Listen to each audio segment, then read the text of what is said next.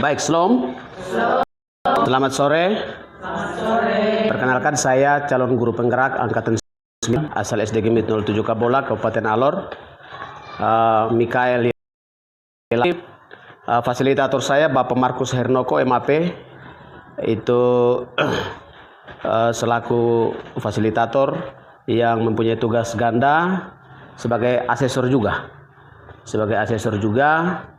Berdomisili di Pulau Sumba, dan juga pengajar praktek atau PP yang biasa kami kenal disapa di guru penggerak, itu PP Ibu Salome Majini SPD, dan saya sendiri Mikael Lila SPD, CGP angkatan 9 tahun 2023 asal SDG MIT 07 Kabola.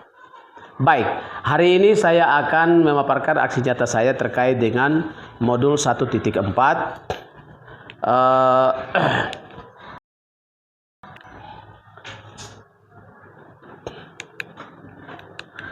tentang budaya positif.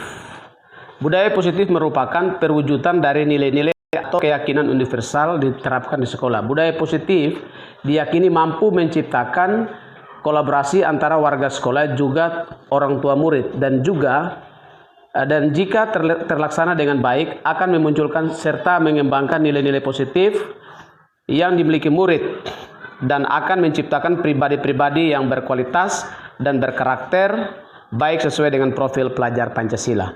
Itu terkait dengan materi budaya positif. Lanjut, konsep dasar modul 1.4 tentang budaya positif. Yang pertama, perubahan paradigma belajar. Yang kedua, disiplin positif. Yang ketiga, kebutuhan dasar manusia. Yang keempat, motivasi perilaku manusia. Yang kelima, posisi kontrol. Yang keenam, keyakinan kelas. Yang ketujuh, segitiga restitusi.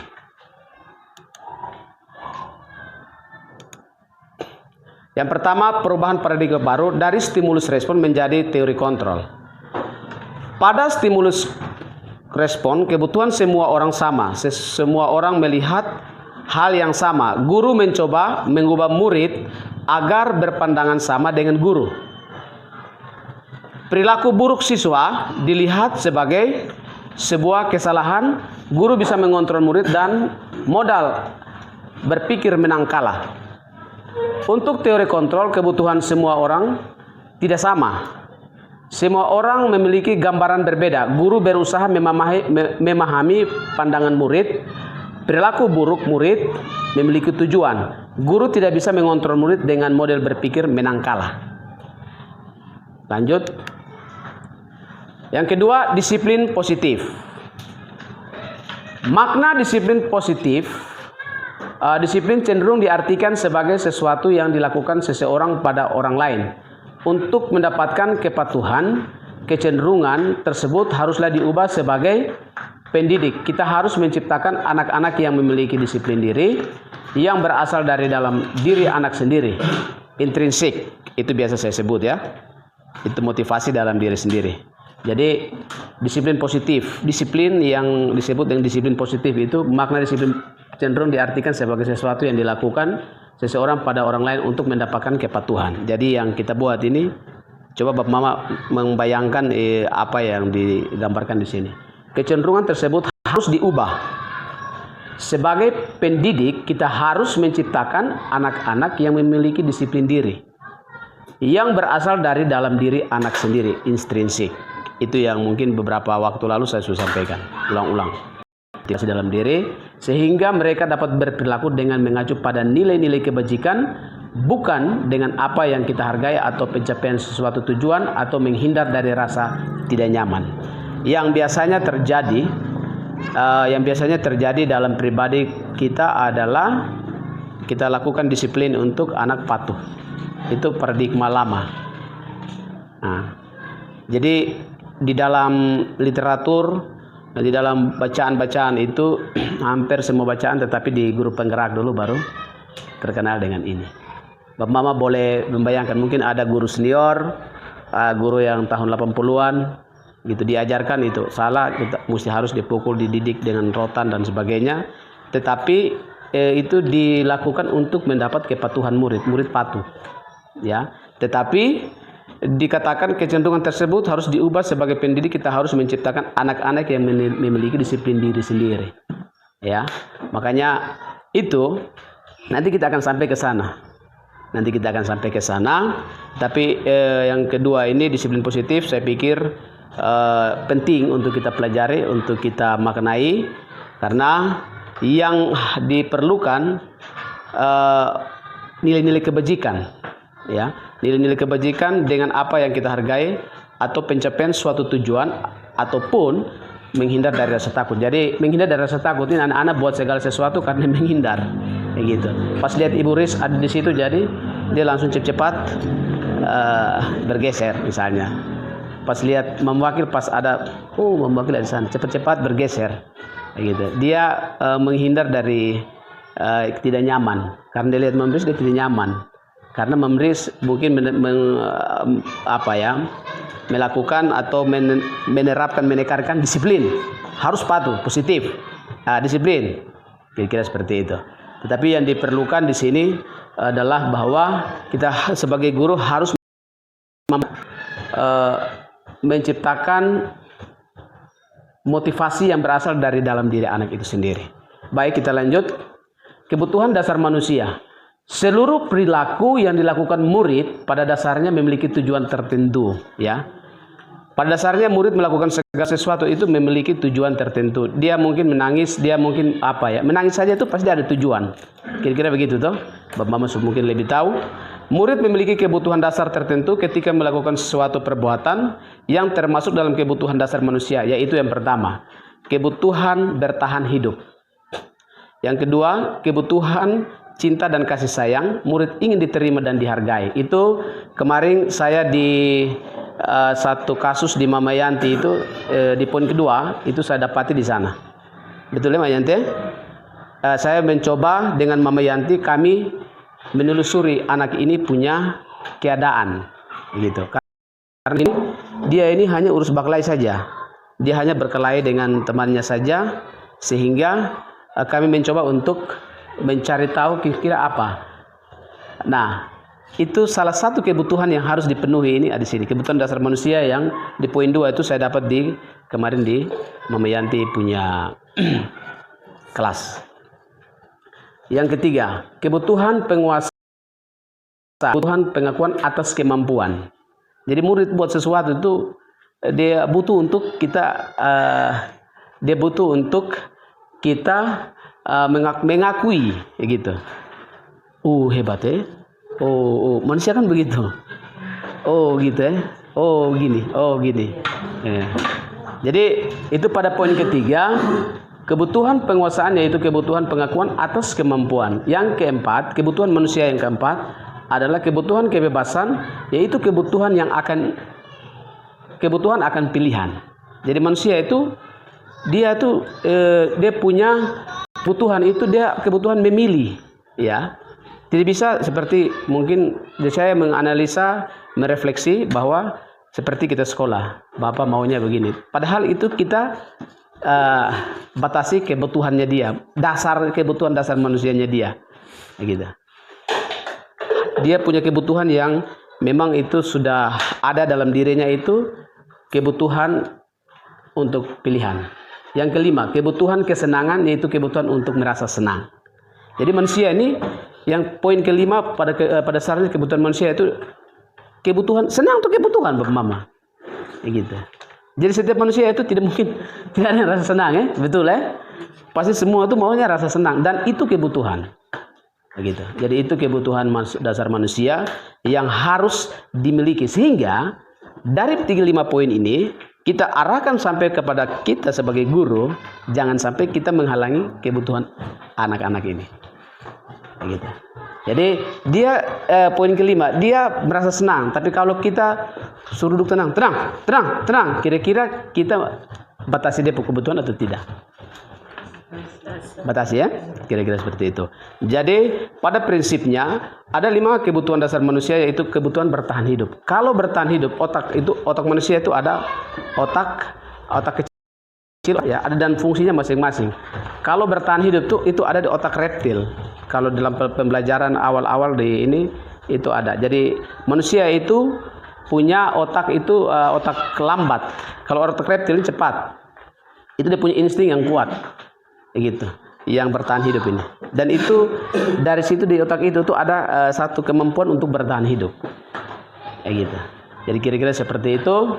Dan kebutuhan, 5 kebutuhan ini sangat penting untuk Bapak Ibu guru pelajari dan ketahui. Sehingga dalam pelayanan jangan sampai kita membatasi apa yang menjadi kebutuhan siswa kita. Kayak gitu. Kita mau supaya mereka tenang, kita harus pukul kayak gitu. Tidak bisa.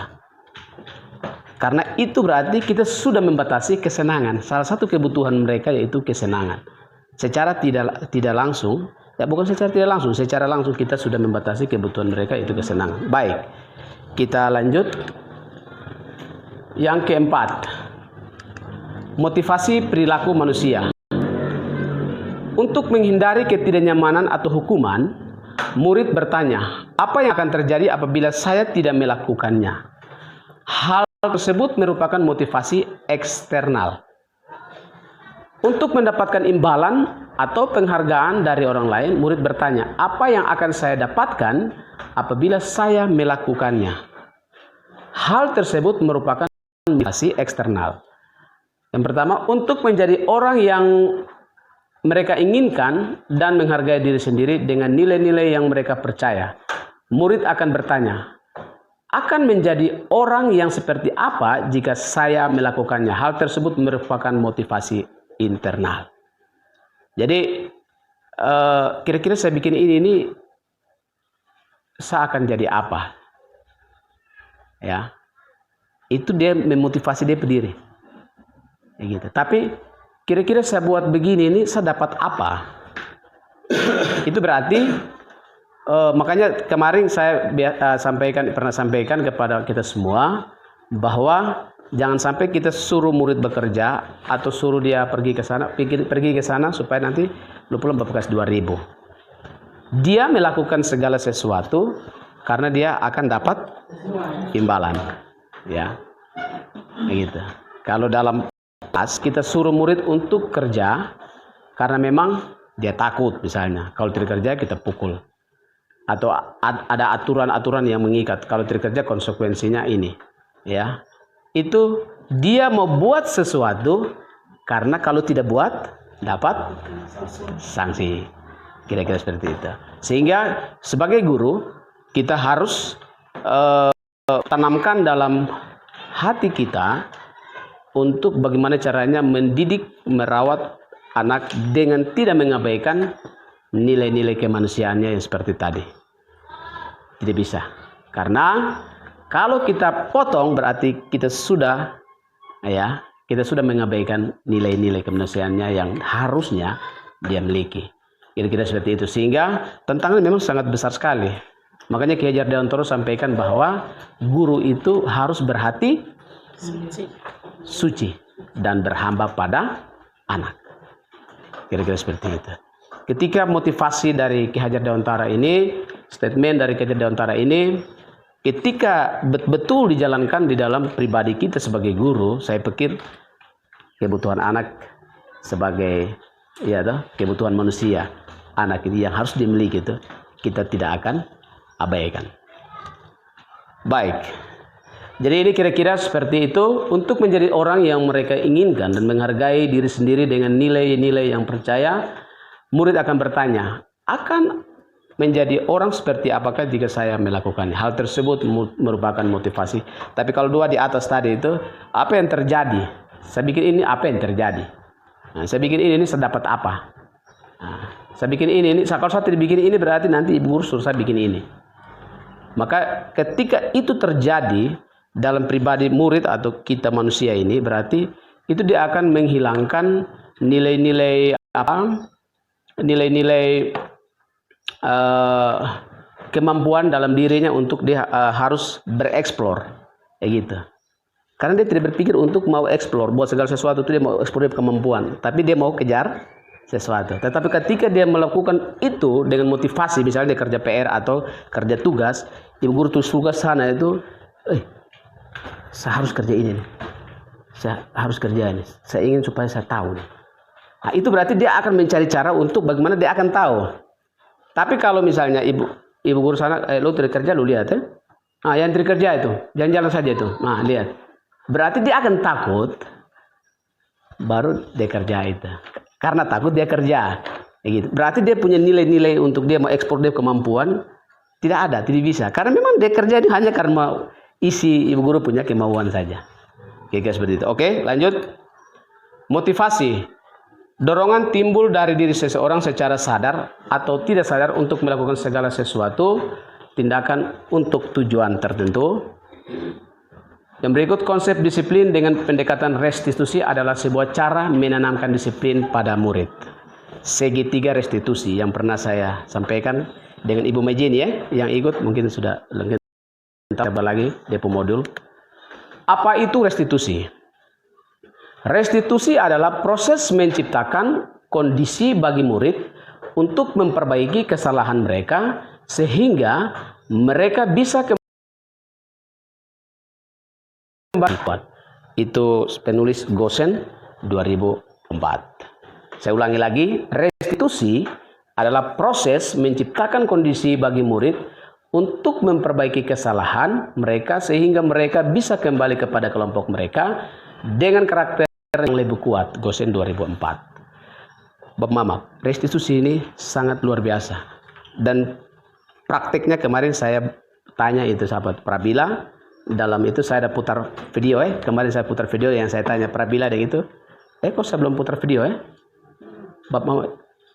Belum Oke, baik. Itu saya bikin video. Itu ada video yang saya wawancara dengan dua anak Prabila. Itu kasusnya berkelahi. Habis itu yang satu lagi Modena di kelas ini juga. Itu kasusnya Alpha. Gitu. Dalam proses menciptakan kondisi bagi murid untuk memperbaiki kesalahan mereka itu, murid salah itu kita tidak bisa langsung, salah begini. Gitu. Dalam segitiga restitusi dikatakan bahwa kita harus, guru harus mampu memperbaiki kesalahan dan mengembalikan mereka pada kelompok mereka dengan karakter yang lebih kuat. Jadi perbaiki karakter tadi seperti begini, tapi dengan segitiga restitusi kita perbaiki dia karakternya, nanti dia lebih kuat lagi. Gitu. Memang tidak bisa omong dia satu kali, kasih pendekatan satu kali langsung dia berobat, namanya manusia anak-anak lagi. Tetapi itu yang diperbiasakan, dia akan menjadi karakter guru itu. Ketika dia menjadi karakter, maka dia akan membudaya. Kira-kira seperti itu. Lagi restitusi. Yang pertama, menguatkan dan fokus pada solusi. Yang kedua, fokus pada karakter bukan pada tindakan. Yang ketiga, bukan menebus kesalahan tetapi belajar dari kesalahan. Yang keempat, mencari kebutuhan dasar yang mendasari tindakan. Yang kelima, memperbaiki hubungan. Yang keenam, menuntun untuk melihat ke dalam diri. Gitu. Jadi saya ambil contoh kemarin ketika saya berhadapan dengan Prabila, saya mulai pertama kembalikan dia pada posisinya, kuatkan dia walaupun buat salah. Halo Bapak, Om, ini siapa ini siapa saya begini, baik, apa nih datang di sini? Oh, saya ini kerja karena berkelahi atau begini. Oh, tidak apa-apa.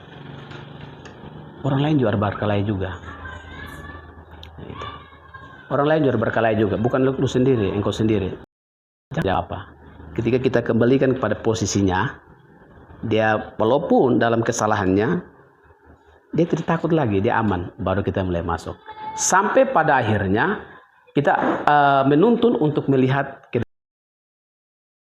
dalam. Dia lihat dia berdiri, apa yang dia buat, dan dia putuskan yang saya buat ini salah. Berarti benarnya bagaimana? Dia putuskan benarnya saya harus begini, dan itu harus timbul dari dia, bukan guru yang kasih solusi. Gitu. Jadi kira-kira seperti itu. Jadi Bapak Mama, kita guru itu cukup tanggung jawab sebenarnya. Cukup. Bukan saja kita mendidik mereka untuk 1 tambah 1 2, 2 tambah 2 2, 3 tambah 3 3. Ya. Bukan itu saja. Itu kedua. Ya, itu kedua. Tetapi ini yang paling penting. Ketika kita berhadapan dengan mereka, bagaimana caranya supaya mereka itu bisa baik dari karakter, walaupun mereka hanya dengan kita 6 jam. Bahkan mungkin tidak sampai 6 jam. Tetapi dengan ilmu-ilmu yang kita pelajari, pasti ya dia akan berdampak. Dan ketika filosofi Kajar Daun Toro disampaikan untuk kita, ya kita dengar, kita sudah maknai itu dan kita ikuti, saya percaya bahwasannya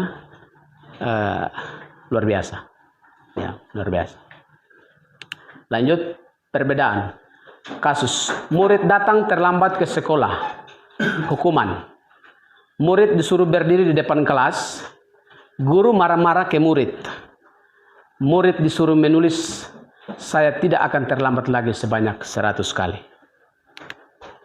Konsekuensi, guru memberikan konsekuensi berada di dalam kelas selama jam istirahat berlangsung. Guru tegas dan murid menghormati peraturan. Restitusi. Guru menanyakan keyakinan kelas yang telah disepakati dan guru membantu menyelesaikan masalah. Yang kedua, guru terbuka menghormati dirinya dan orang lain. Jadi, seperti yang kemarin saya sampaikan, keyakinan kelas. Keyakinan kelas ini sangat-sangat luar biasa. Keyakinan kelas ini. Ini bukan dia seperti aturan begitu juga. Tetapi keyakinan kelas itu sebenarnya ada tahapan yang kita harus praktekkan untuk buat keyakinan kelas. Tapi nanti di pertemuan berikut kita akan coba membuat, karena kondisi kita sekarang sudah waktunya, maka nanti kita akan saya akan mencoba untuk kita buat. Mudah-mudahan ada kesempatan dan saya ingat. Oke, lanjut. Posisi kontrol guru. Terdapat 5 posisi kontrol guru. Yang pertama, penghukum. Yang kedua, pembuat rasa bersalah. Yang ketiga, teman. Yang keempat, pemantau. Yang kelima, manajer. Siapa yang bisa kasih pengertian? Kira-kira di antara 1 sampai 5 ini guru ada di mana? Saya kasih kesempatan. Posisi kontrol guru yang benarnya di mana?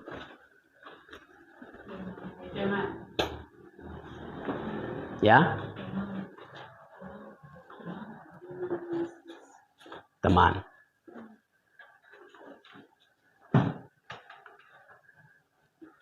Kenapa teman?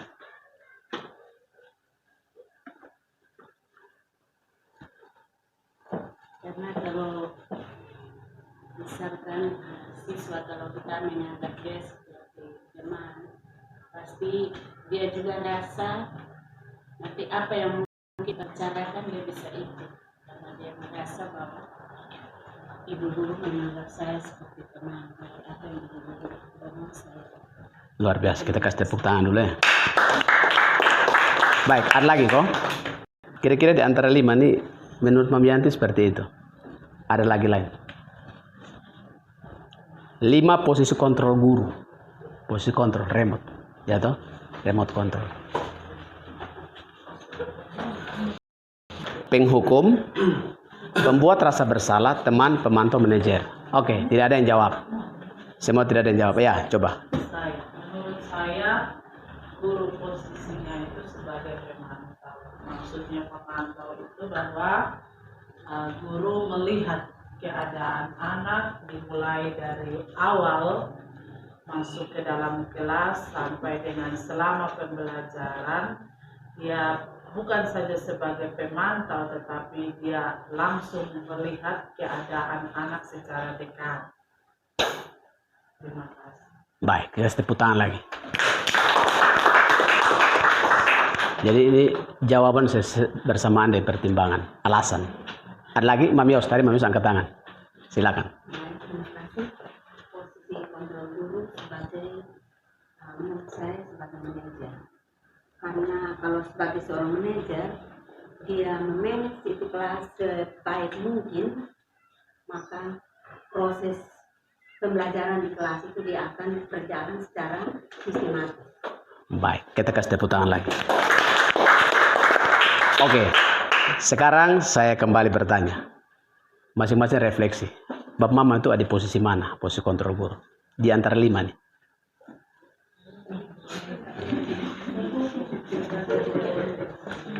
Ada beberapa, tidak hanya saya.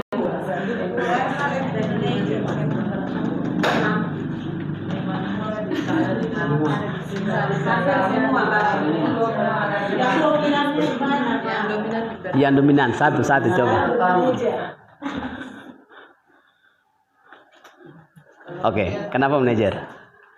Seperti yang saya bilang tadi, karena saya merasa saya sudah seperti teman dengan anak-anak seperti itu. Oh, berarti teman.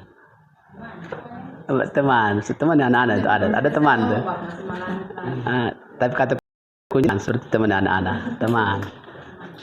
Siapa yang paling kuat? Mau wakil di mana nih? Saya itu manajer, Pak. Wih, luar biasa. Kenapa? Harus membuat sedemikian rupa dalam proses pembelajaran itu sehingga anak bisa tertarik dengan proses pembelajaran saya. Kalau saya di pemisahan, orang tidak akan keluar, tetap ada pembelajaran saya. Akui. Tepuk tangan. Ini lebih luar biasa lagi. Oke, kalau Mamris di bagian mana? Saya ada di semua bagaimana anak bisa itu prinsip saya. Siap. Kalau kelas dasar, kalau saya tidak ada 5, anak tidak mampu untuk berbuat sesuatu. Tepuk tangan. Luar biasa. Itu kan Bapak. Ya. Memilih tuh Bapak. Yang paling kuat. Yang paling kuat. Tidak bisa diingat. Pribadi saya. Oh, 5 kuat. Saya lebih banyak di nomor 1, Pak. Nomor 1 ya? Ya. Ibu Lisa di berapa?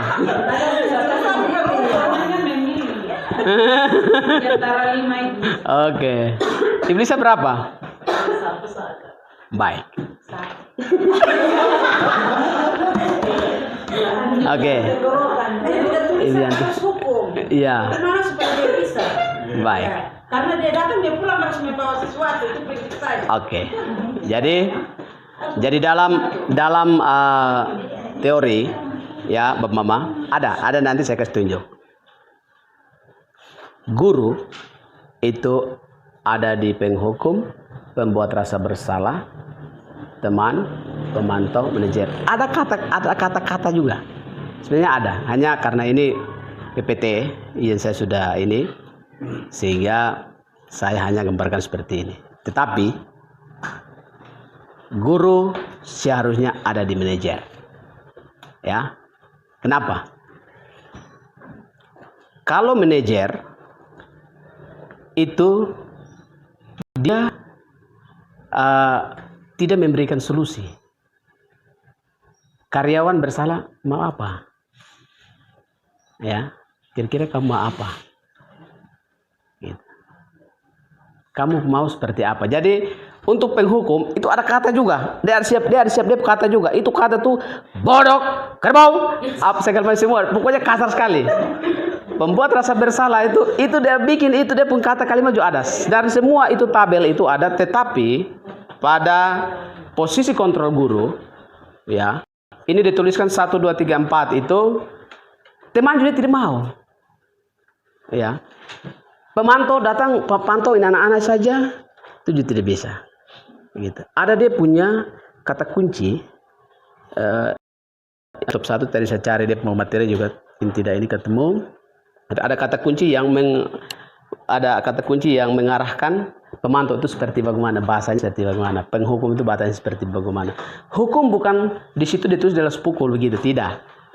Ada kata-kata keras yang dilontarkan kepada anak-anak, kata-kata hukuman begitu. Oke? Tepuk tangan dulu. Kita lanjut. Contoh penerapan 5 posisi kontrol. Kasus, murid tidak memakai atribut lengkap saat upacara bendera. Penghukum. Patuhi peraturan sekolah berdiri di barisan lain. Pembuat rasa bersalah, ini bahasa-bahasa ini. Patuhi peraturan sekolah berdiri di barisan lain. Pembuat rasa bersalah. Berapa kali ibu bilang sama kamu? Ibu kecewa sama kamu. Itu pembuat rasa bersalah. Yang teman punya dengar. Kamu lagi. Jangan gitu dong. Ayo gabung dengan yang lain. Untung ada ibu. Pemantau. Kamu sudah melanggar perbuatan sekolah. Kamu tahu konsekuensinya. Nanti saya cek. Kerjakan apa yang seharusnya kamu kerjakan. Manajer. Apa kamu tahu kesalahan kamu? Apa kira-kira pendapatmu? Bagaimana cara memperbaiki kesalahanmu? Jadi kita kasih tepuk tangan dulu. Jadi kira-kira seperti itu ya. Jadi dari semua yang ada 5 posisi yang ada itu, penghukum, pembuat rasa bersalah, teman dan semua, kita anggap bahwa saya juga pertama ini saya pikir anak itu kita mau jadikan teman. Pertama dosen saya bilang teman, Bapak saya ini penghukum berat ini Bapak. Lalu tidak saya suruh berlut. Ya. Tapi memang dari sini dari guru penggerak kita banyak mengenal. Makanya saya tergerak untuk sampaikan Bapak Mama semua. Yang sudah 50 ke atas mungkin waktunya sudah selesai. Tapi yang belum 50, tolong. Saya bulbaran diri Bapak Mama. Nah, gitu. Saya omongin saya bulbaran diri karena apa? Restitusi tidak ada di buku lain, tidak ada. Hanya ada di guru penggerak. Ya, ada di guru penggerak. Untuk itu saya memotivasi sekaligus memberikan semangat kepada Bapak Mama semua untuk ikut ambil bagian dalam manajer seperti yang tadi saya sampaikan. Apa ya bahasa manajer? Apakah kamu tahu kesalahan kamu? Apa kira-kira pendapatmu? Dia harus berpendapat. Dia tahu dia kesalahan ini. Kira-kira pendapat kamu terhadap kesalahan kamu seperti apa? Bagaimana cara memperbaikinya? Itu manajer dan guru harus perbanyak bahasa manajer dalam penyelesaian masalah anak-anak di dalam kelas. Oke, lanjut. Keyakinan kelas. Sesuatu yang diyakini bersama yang berasal dari penyatuan pikiran untuk menjadi nilai-nilai kebaikan untuk diturunkan di kelas. Ingat, ini keyakinan kelas nih. Sesuatu yang diyakini bersama yang berasal dari penyatuan pikiran untuk menjadi nilai-nilai kebaikan untuk diturunkan di kelas. Itu keyakinan kelas. Kita sama-sama meyakini, ya. Kita sama-sama meyakini untuk menyatukan pikiran menjadi nilai-nilai kebaikan untuk diturunkan di kelas. Oke? Proses pembuatan keyakinan kelas, saya masuk. 1. Merumuskan peraturan kelas. 2. Peraturan kelas menjadi keyakinan kelas. Yang ketiga, penandatanganan keyakinan kelas. Yang keempat, penempelan keyakinan kelas. Jadi kita buat habis semua, kita tempel. Kayak gitu. Jadi kalau dia bicara buatnya itu masing-masing berpendapat. Buat, tulis di misalnya kita kasih kertas kecil-kecil, dia berpendapat. Kalau masalah ini, peraturan ini kita buatnya seperti maunya, ini bagaimana, ininya bagaimana, ininya bagaimana. Kira-kira seperti bagaimana. Dan kita buat dan kita satukan pikiran itu untuk menjadi keyakinan kelas untuk di dalam kelas masing-masing. Oke, lanjut. Keyakinan kelas 8D, yaitu ini SMP punya ya. Menjaga kebersihan kelas. 2. Menghargai teman dan guru. 3. Melaksanakan tata tertib kelas dan sekolah. Yang keempat, bersikap tenang saat pembelajaran berlangsung. Menjaga kebersihan kelas. Menghargai teman dan guru, melaksanakan tata tertib kelas dan sekolah, bersikap tenang saat pembelajaran berlangsung. Bagaimana pembentukan keyakinan kelas? 1. Lebih abstrak dari peraturan. Yang kedua, sedikit saja agar lebih mudah ingat.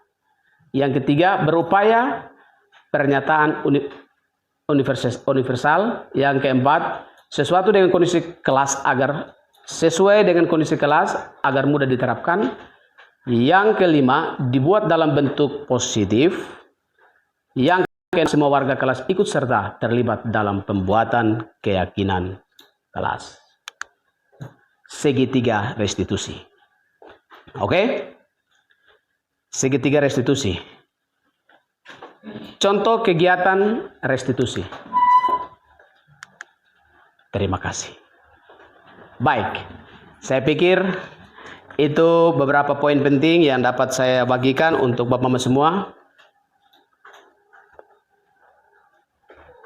Untuk Bapak Mama semua, saya akan masuk ke segitiga restitusi. Saya akan masuk ke segitiga restitusi. Jadi, Ibu pertanyaan itu bagus sekali. Jadi segitiga restitusi itu seperti yang tadi saya sampaikan, itu harus kembali kepada posisi kontrol guru. Gitu. Posisi kontrol guru yang tadi itu sebagai manajer. Bagaimana caranya itu? Berarti posisi kontrol guru itu menentukan segitiga restitusi itu dia berjalan dan hasilnya tercapai. Jadi pertanyaan seperti tadi toh, seperti manajer. Seperti manajer tadi, ketika kita menghadapi siswa. Itu contoh-contoh segitiga restitusi.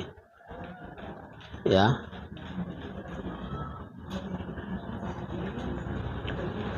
Ini. Apakah kamu tahu kesalahan kamu?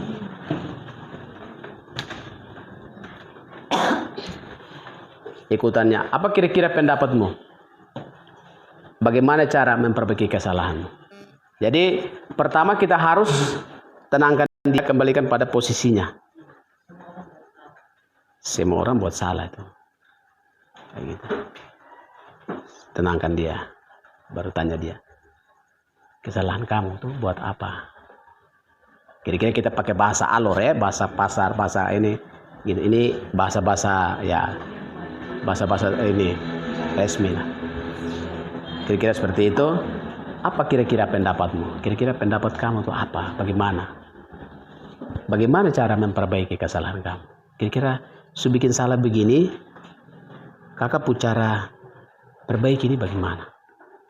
Kakak mau bagaimana? Seperti bagaimana? Kira-kira pertanyaan kalau kita yang tanya. Kakak mau seperti bagaimana? Oh, saya mau begini seperti ini. Saya mau bertobat. Saya terima buat begini-begini. Betul. Betul. Tapi kalau kakak tidak buat bagaimana?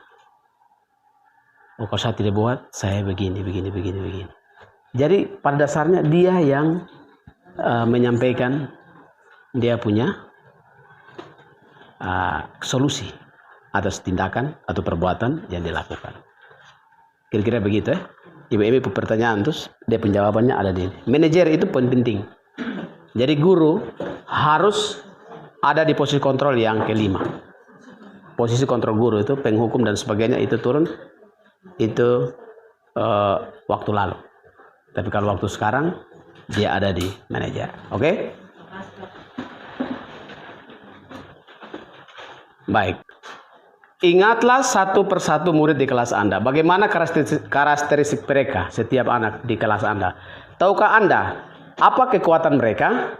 Bagaimana gaya mereka?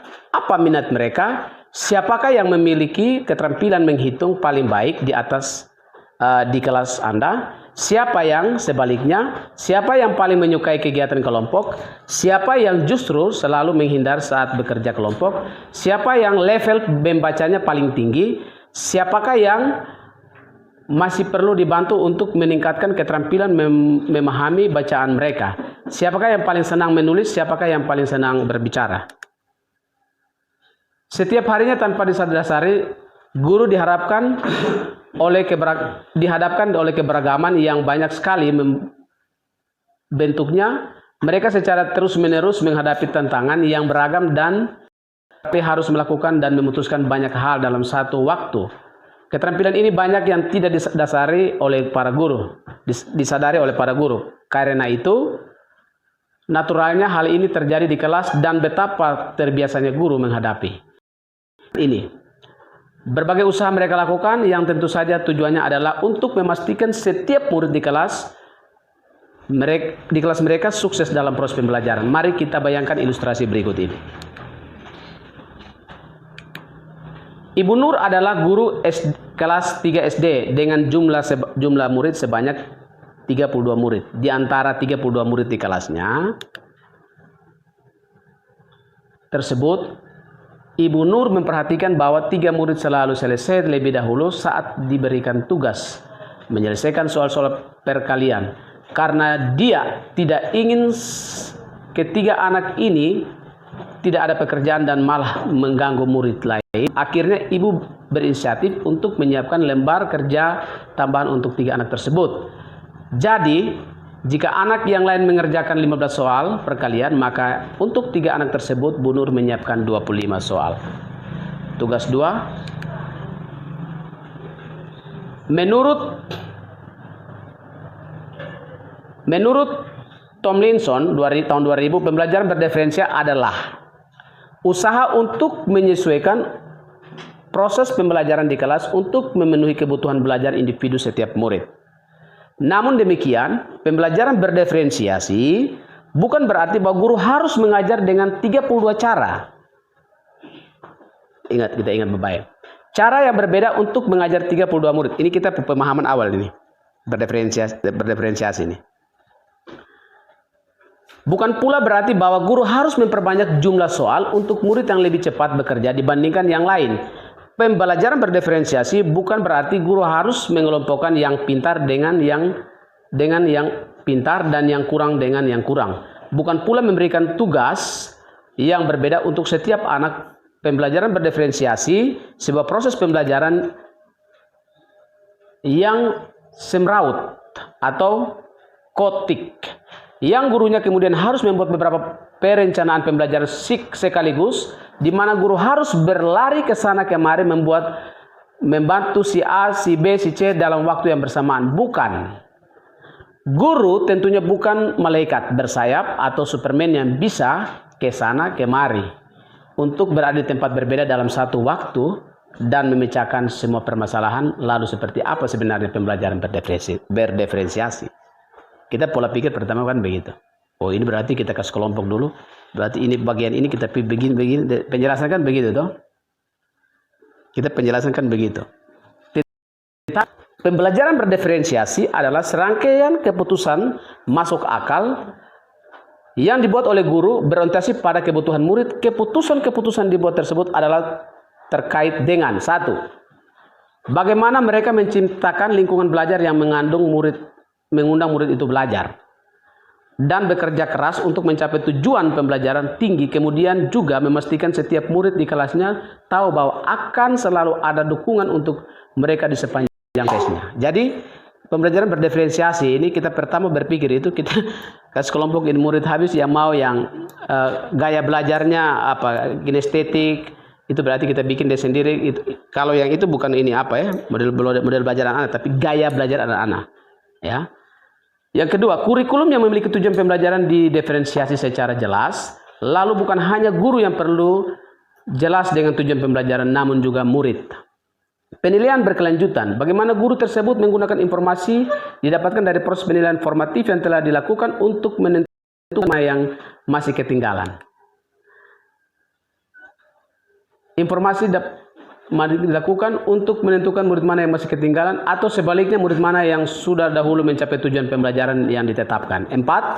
Bagaimana menanggapi atau merespon kebutuhan belajar muridnya, bagaimana ia akan menyesuaikan dengan pembelajaran untuk memenuhi kebutuhan belajar murid tersebut. Misalnya, apakah menggunakan sumber yang berbeda, cara yang berbeda, atau penugasan serta penilaian yang berbeda. 5. Manajemen kelas yang efektif.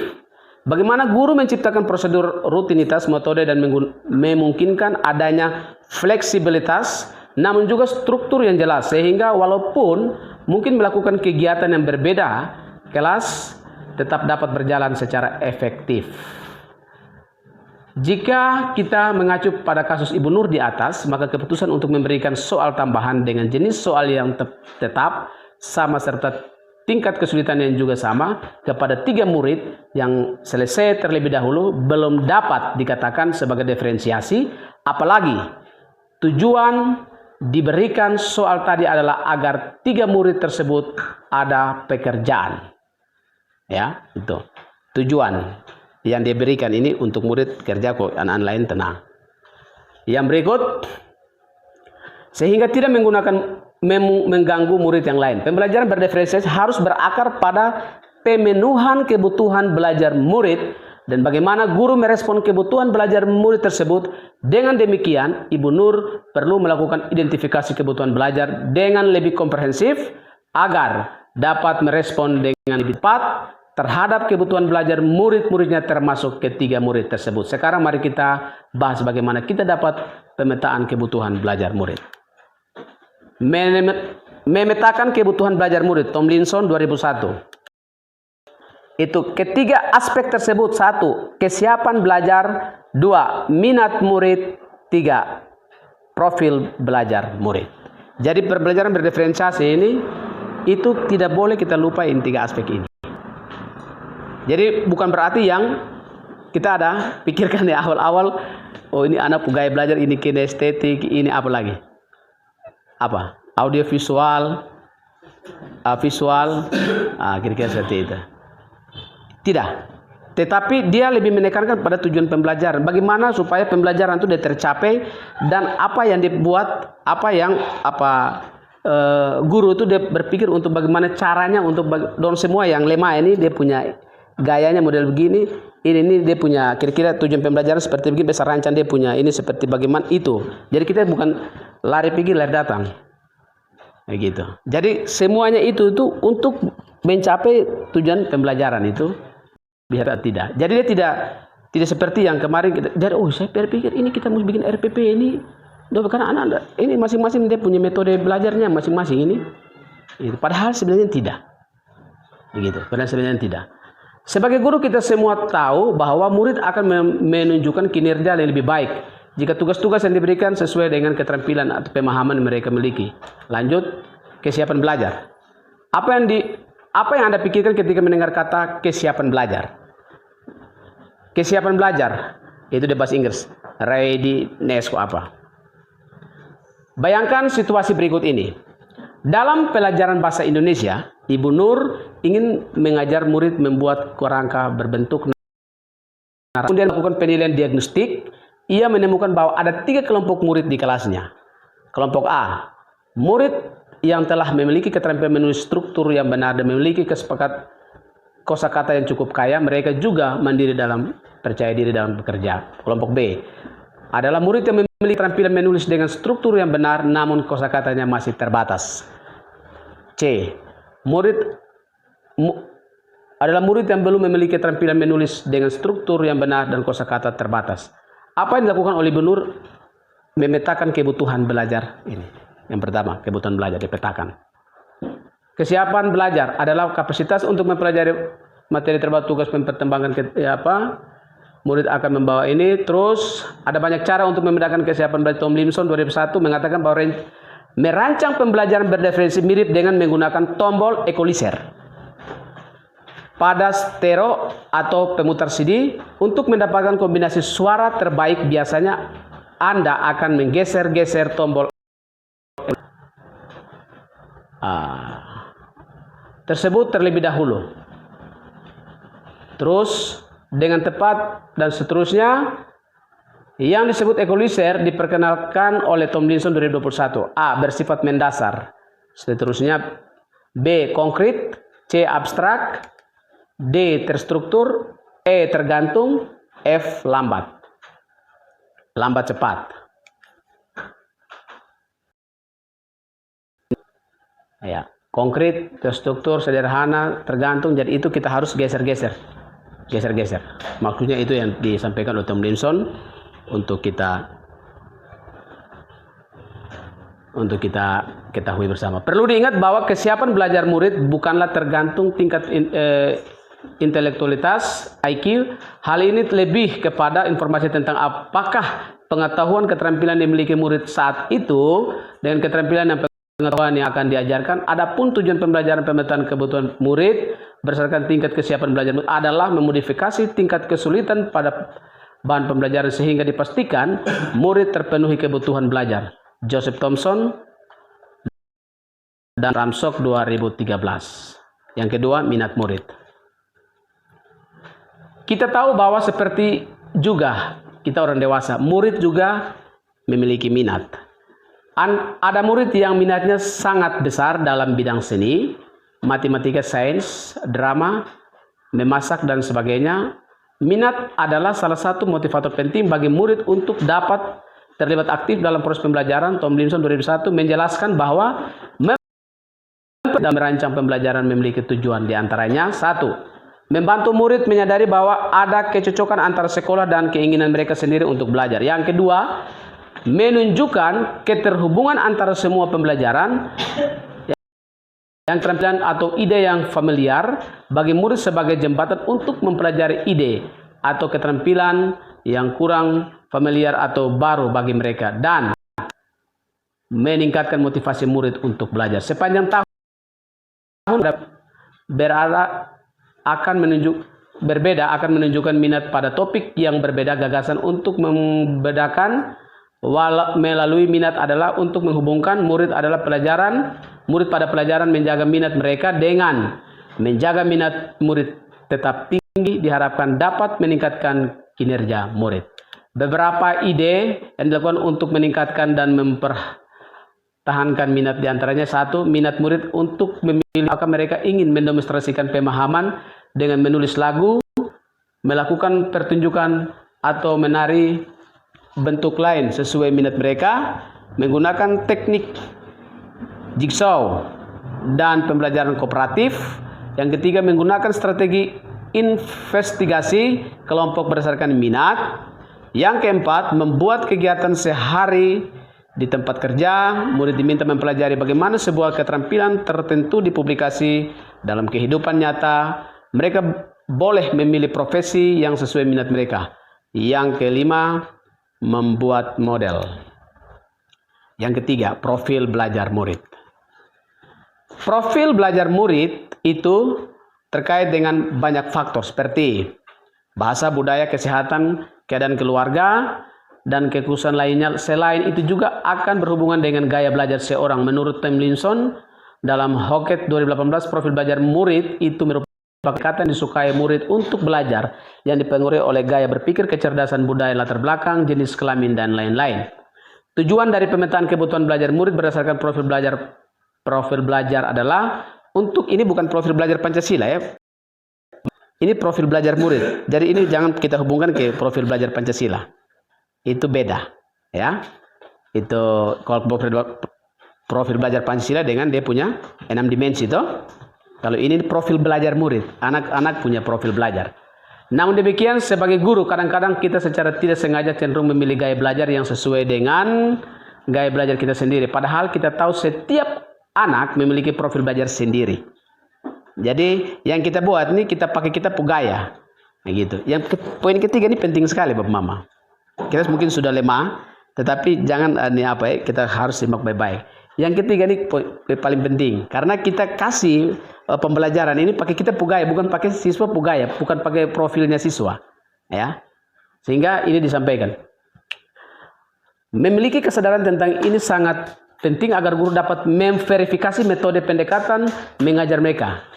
Penting juga untuk diingatkan bahwa kebanyakan orang suka kombinasi profil. Menurut Tomlinson, ada banyak faktor yang dapat mempengaruhi pembelajaran seorang. Berikut ini adalah beberapa yang harus mempengaruhi pembelajaran seorang. Berikut adalah beberapa yang harus diperhatikan. 1. Lingkungan, suhu, tingkat aktivitas, tingkat kebisingan, jumlah cahaya. 2. Pengaruh budaya, santai, terstruktur, pendiam, ekspresif, profesional, improfesional. 3. Visual, belajar dengan melihat. 4. Auditori, belajar dengan mendengar. 5. Kinestetik, belajar sambil melakukan. Ini profil-profil belajar siswa yang perlu diperhatikan dalam merancang tujuan pembelajaran. Jadi ada 3 poin penting itu Bapak Mama harus kita perhatikan dalam pembelajaran itu, harus diperhatikan dalam membuat tujuan pembelajaran. Kita membuat modul ajar itu atau RPP Itu sangat diperhatikan 3 poin penting ini. Sampai pada mempengaruhi proses pembelajaran berikut ini adalah itu lingkungan, pengaruh budaya, visual, dari audio visual, kinestetik. Jadi kita yang dalam kita pikiran itu kemarin itu anak-anak punya gaya belajar yaitu maunya visual ya atau visual, auditori. Tapi di sini disampaikan apa? Lingkungan, suhu, tingkat aktivitas, tingkat kebisingan, jumlah cahaya. Sampai model begitu jadi dipikirkan semua. Dan itu profil belajar yang harus dipertimbangkan untuk membuat tujuan pembelajaran. Kalau ini tidak diperhatikan, maka jangan yakin tujuan pembelajaran bisa tercapai. Kira-kira begitu ya? Oke. Berdasarkan pemahaman mengenal ketiga aspek dalam kategori kebutuhan belajar murid, maka kita dapat menarik kesimpulan bahwa untuk mengoptimalisasi pembelajaran dalam tentunya hasil dari pembelajaran murid diperlakukan pembelajaran yang dikembangkan sesuai dengan kebutuhan belajar murid. Selamat, Anda telah menyelesaikan materi pembelajaran 2. Demi membantu Anda mengusul pemahaman Anda, mempersiapkan diri untuk sesi pembelajaran berikutnya. Kami akan meminta dan melakukan tugas berikutnya. Oke, lanjut terus.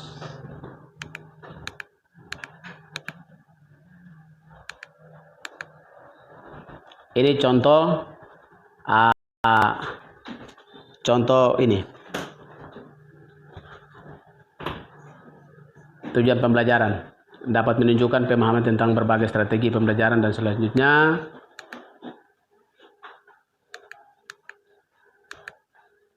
Oke. Baik. Saya pikir itu dulu. Mungkin nanti kita akan dalam waktu. Terima kasih. 3 menit kasih habis.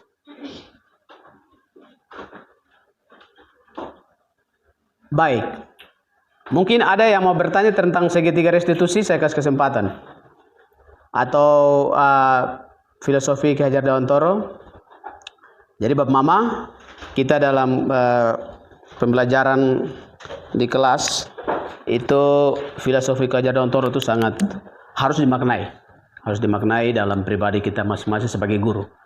Guru ini identik dengan pendeta, tapi kalau pendeta bawa orang masuk ke kerajaan surga sana, bawa orang masuk ke selamat, tapi guru ini membawa siswa untuk bagaimana caranya siswa itu bisa berhasil, baik itu dalam akhlak, baik itu dalam kemampuan otak, perkembangan otak lebih berkembang lagi. Tetapi yang paling penting adalah guru harus bisa menjadi hamba. Hamba itu memang sangat cukup berat ya, Bapak Mama.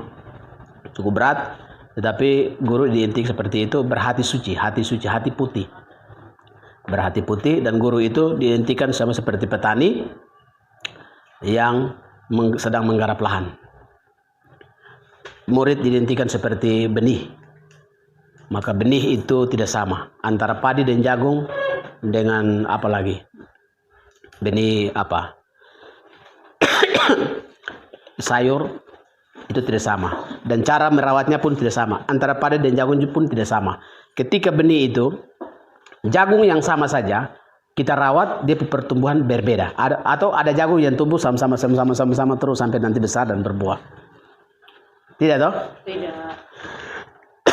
Itu berarti bahwa benih itu dia bertumbuh dalam kondisinya yang berbeda. Tapi tugas kita merawat, melindungi, menyirami benih itu sampai pada waktunya dihasilkan. Dan satu kebanggaan petani sungguh sangat luar biasa. Dia akan senang sekali, ya, senang sekali. Satu kebanggaan daripada guru. Kita guru, ya. Oke, semangat. Sampai jumpa di lain waktu. Tuhan memberkati kita semua. Salam. Salam.